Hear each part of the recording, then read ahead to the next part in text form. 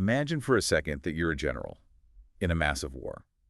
And I don't mean some small skirmish on the border. I'm talking about one of the most brutal, uh, capital-intensive battles in business history, the race for scale in electric vehicles. Oh, it's arguably the hardest hurdle to clear. If you look at the automotive graveyard over the last 10 years, I mean, it is just littered with companies that had beautiful prototypes, great PowerPoints, Yeah, but they just couldn't figure out how to mass produce the things without going bankrupt. exactly. And yet, amidst all that carnage, here stands BYD. They are selling more EVs than any other automaker on the planet. They're profitable, they have factories popping up everywhere. By almost every traditional metric, the war is over, and they won. They won the ground war, yes. But in the world of high-stakes investing, there's always a massive but. There is this huge question mark hanging over their head. It's a question that is keeping a lot of portfolio managers up at night, just staring at the ceiling. See, that's what I don't get. If they're selling the most cars and they're making money, what's the problem?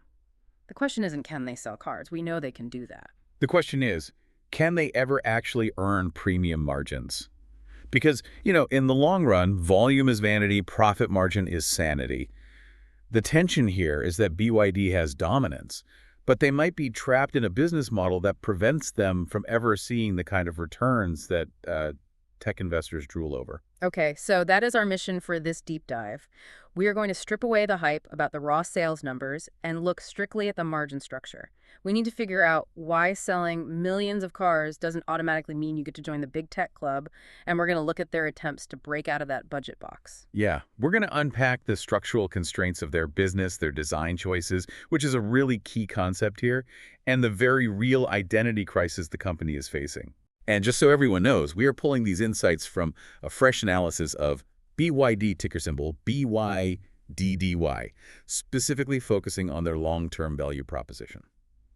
So let's get into the machinery. Let's do it. To understand where BYD is going, I think we have to understand the machine as it exists today. And the phrase that dominates the research is cost leadership.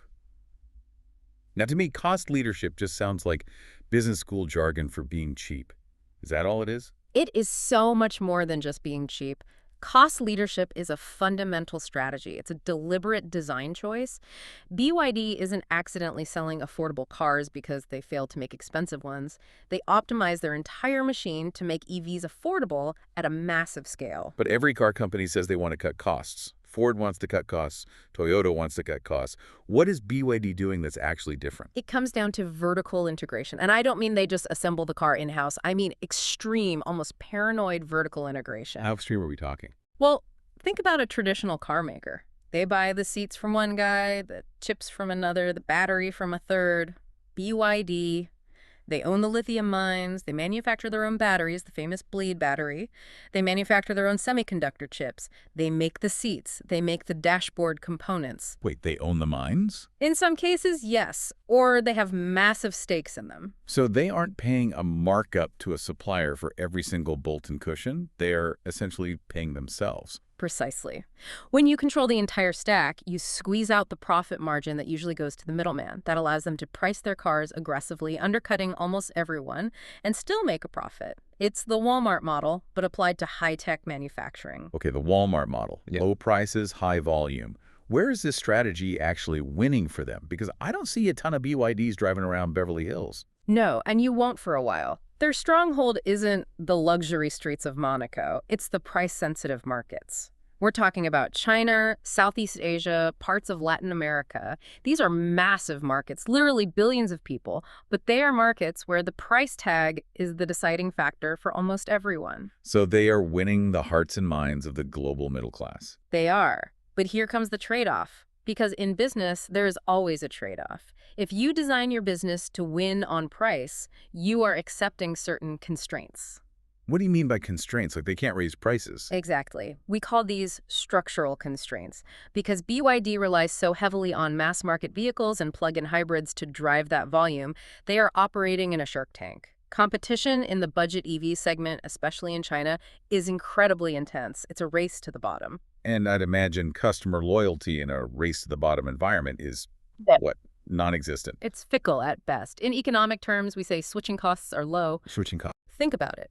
If you're buying a budget EV and brand B offers a car that's $500 cheaper with a similar range, you switch. You aren't staying because of some emotional attachment to the logo on the hood. You're staying because of the math. Right. I'm not loyal to the gas station I use. I go to the one that's 5 cents cheaper. Exactly. So you have to keep your prices low to keep the customers, which effectively puts a ceiling on how much profit you can squeeze out of each unit. So let's look at the scoreboard.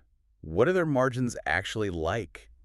BYD's gross margin is sitting around 23.15%. Now, don't get me wrong, in the auto industry, that is respectable.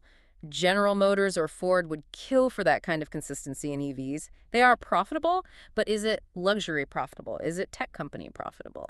I'm guessing the answer is no. Otherwise, we wouldn't be having this conversation. It's definitely not. Tech companies or true luxury houses often see gross margins north of 50%, sometimes 80% if it's software, and that's the wall BYD is hitting. They've maximized the efficiency of the make car, sell car model, but investors are looking for that next lever. They want premium margins. Okay, I want to pause here because I think this is where a lot of people, myself included, get a bit lost. We hear premium margins, and we just think expensive stuff. But the source material actually breaks this down into 3 specific ingredients. What actually makes a margin premium? It's a great question and is a perfect framework for analyzing any business, not just BYD. If you want premium margins, meaning you keep a large chunk of every dollar you bring in, you generally need one of 3 things. Okay, walk me through them. Ingredient number 1. First, strong brand pricing power. This is sometimes called the Veblen Good effect. Veblen Good. Sounds like a villain in a sci-fi movie. It does. But it actually means a product where the demand goes up as the price goes up, or at least people are willing to pay a massive disconnect from the cost of goods.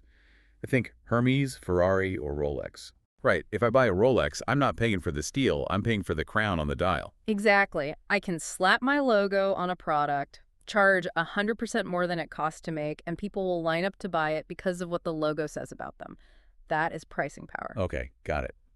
Ingredient number 2. High margin software or services. This is the holy grail right now. It means you sell the hardware once, but you keep making money on it every month through subscriptions or features. This is the Apple model, right? I buy the iPhone once, but I pay for iCloud storage and Apple Music forever. Exactly. Or think about a SaaS company. Once they write the code, selling it to one more person costs them basically zero, so the margin on that next dollar is almost 100%. Investors love that. Makes sense. And the third. Regulatory or ecosystem lock-in. This is when the customer literally can't leave without massive pain. Think of enterprise software that runs a whole company. Once you install it, ripping it out is so expensive that you just keep paying the renewal fees, even if they raise the price. Okay, so we have the 3 ingredients. Pricing power, which is status, software services, recurring revenue, and lock-in. Let's grade BYD. How are they doing on this scorecard? Currently, they have partial exposure, at best. Let's start with the brand. Well, their brand recognition is huge now. A few years ago, nobody outside of China knew them. Now they're sponsoring major football tournaments. They're everywhere. They are known, yes, but being known isn't the same as being desired. In China, they are seen as reliable and good value. They're the sensible choice. But there is a massive chasm between functional appeal and emotional connection. Functional appeal gets you sales. Emotional connection gets you margins. It's the difference between buying a Toyota Corolla because it'll run forever and buying a Porsche because, Right. well, because it's a Porsche. Exactly. You don't brag about the great deal you got on a Porsche, you brag about the car. BYD is still in the great deal category. And the experts point out that you can't just flip a switch and become a luxury icon. It takes decades of consistency and marketing to convince people to pay meaningfully more just for the badge. But they are trying to flip that switch, aren't they? I've seen the news about their sub-brands. They aren't just selling the budget Seagulls anymore. No, and this is their attempt at a pivot. We need to talk about their luxury push. They've launched distinct brands like Yangwang, Denza, and Fangchengbao. These are designed specifically to shed the budget baggage. Yangwang is the one with that SUV that went viral, right? Yeah. The U8, the one that can do a 360-degree tank turn and literally float on water. That's the one. And look, the engineering is undeniably impressive. It's a technological marvel. It has 4 motors, independent torque vectoring. Yeah. It's a beast. And those specific vehicles, selling for over $150,000, certainly deliver solid margins per unit. So, problem solved. They sell a bunch of those U8s and the profit margin explodes, right? Here is the reality check. Scale. scale. Even if Yangwang is a smash hit in terms of volume, it is a drop in the ocean compared to the millions of affordable seagulls and dolphins they sell. Ah, I see. So the budget cars are so numerous that they dilute the overall margin, even if the luxury cars are doing well. Exactly.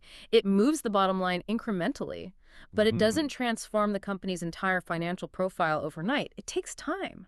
But there is a dark horse here, a wild card that could theoretically change the math much faster than branding. The source material called this the dark horse, the pivot to software. This is where it gets fascinating. If BYD is ever going to break out of that industrial margin trap, it will likely be through software. And they are rolling out some serious tech, advanced driver assistance systems, which they call ADS, and a unified operating system. Basically, making the car a rolling computer. But here is the strategy shift that is so unique to BYD, and honestly, it's a bit counterintuitive. Most car companies think Mercedes or even Tesla, to an extent, debut their best tech in their most expensive cars.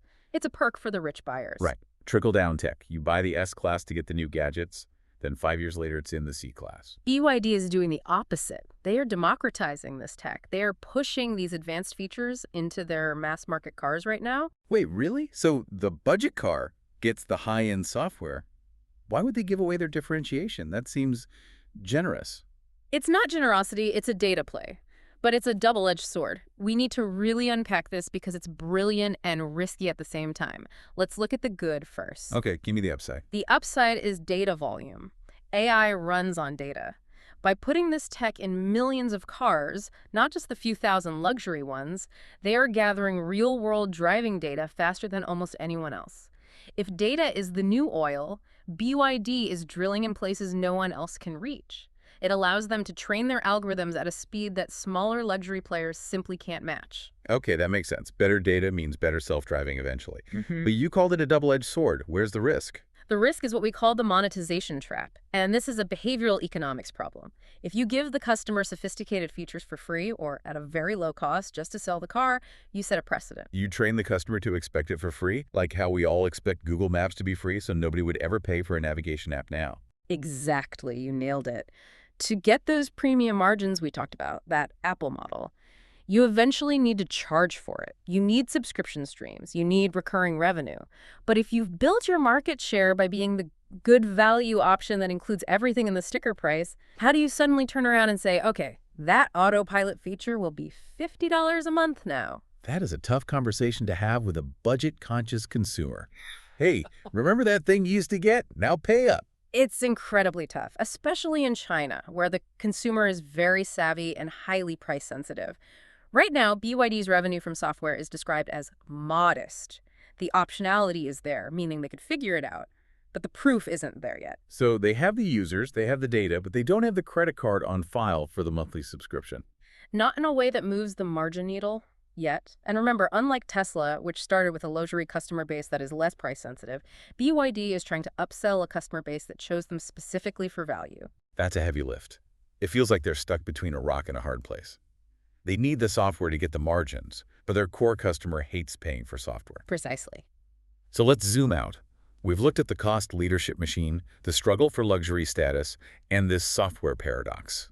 Let's get to the verdict. The big question investors are asking. Will BYD ever get those juicy luxury margins? Will they ever trade at those crazy high multiples, like a tech stock? If we're being honest, the answer is probably not. Not in the traditional sense that we see with a pure tech company or a heritage luxury brand. Ouch. That sounds disappointing. Are you saying it's a bad business? Not at all. And this is the mental shift we need to make. It's not a bad business, it's just a different business. The source material describes their likely future identity not as a tech company, but as a high-quality industrial compounder. High-quality industrial compounder. That sounds sturdy, but maybe not sexy. It's the kind of unsexy that makes people rich over 20 years. Think about what that looks like. You have solid operating margins, low to mid-teens, but you have incredibly strong free cash flow because you're so efficient and your volume is so high. So instead of a rocket ship that might explode, it's a freight train that just keeps adding cars. Perfect analogy. And you get incremental upside from the software and their energy storage business. It's not that they won't grow, it's that the growth comes from efficiency and volume, not from suddenly becoming a software company with 80% margins. So for the listener, the takeaway is about setting expectations. If you're buying BYD thinking it's going to trade like a software startup next year, you're looking at the wrong metrics. Correct. The investment case isn't weak. It is about accessibility and reliability. They are banking on the idea that the world needs affordable, reliable EVs more than it needs another luxury status symbol. They're betting on the base of the pyramid. Which brings us to the end of our deep dive. We've journeyed from the lithium mines to the factory floor, all the way to the high hopes of luxury branding. We saw that BYD won the scale war, but that victory acts like an anchor, holding them to industrial margins rather than luxury ones. And we looked at the dark horse of software, which is promising, but currently stuck in that monetization trap because they're giving it away to win market share. But here's a thought I want to leave you with. We spent this whole time asking if BYD can become a luxury brand to get better margins. We assumed that luxury is the goal. Right, because that's where the money usually is. But go back to that design choice.